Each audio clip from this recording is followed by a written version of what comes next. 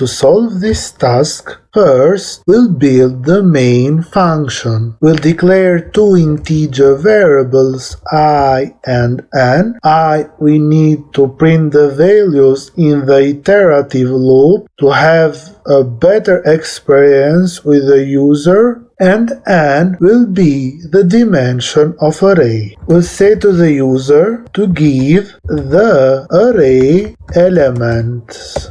To have a dynamic array, we'll use the scanf. %d, which is the integer mask, will declare the array. Using an iterative loop, we'll take the elements of array.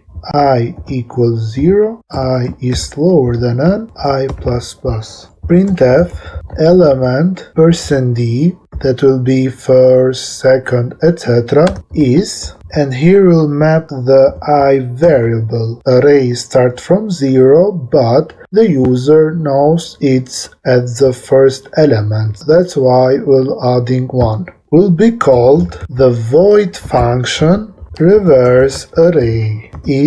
We'll call the function reverse, and we'll have its parameters. Return 0. Now we'll build the reverse function. We'll take as a parameter I, that will be the variable that will iterate in the array. This variable will be the main variable that leads the recursive function into prohibition condition. If I is 0 and the prohibition condition is n, that way we can achieve the reverse of array. We'll take as a parameter integer n and array.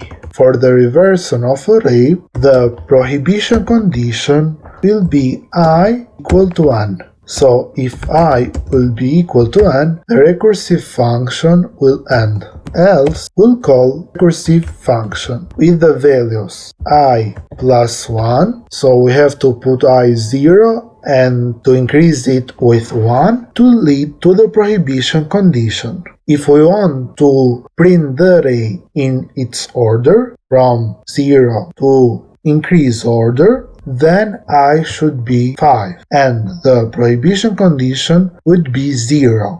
And here will be called I minus 1. That's why it will lead to the prohibition condition, and the array will be printed in the increasing order. In that task, we have to print the array in the decreasing order. And we'll say reverse I plus 1. We'll take n as parameter and array. In the array is stored the value. We'll take an temporary array, which we'll call temp array, with n elements, like the parent one, and we'll say here temp array I equal array I. As we have more than one instruction, we'll put the brackets in the else statement, and here we'll print values of the temporary array. As we can see, recursive function plays also the role of the loop. It iterates through the array. Now we'll call that function in the main one with the parameters. I will be 0, n will be what user input is, and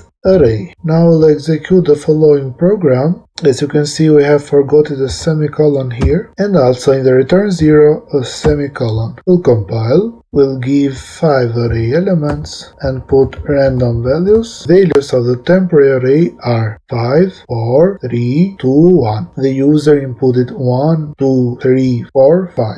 Also, if we want to print the array as it is, we have to do some changes. I will be n minus 1 because the array starts from 0. Prohibition condition now will be I equal minus 1 because 0 is the first element of array. And here, to lead to the prohibition condition, as I will be putted n minus 1, I will be I minus 1. Now we'll execute, and here is the array in its original order 1, 2, 3, 4, 5. We are right.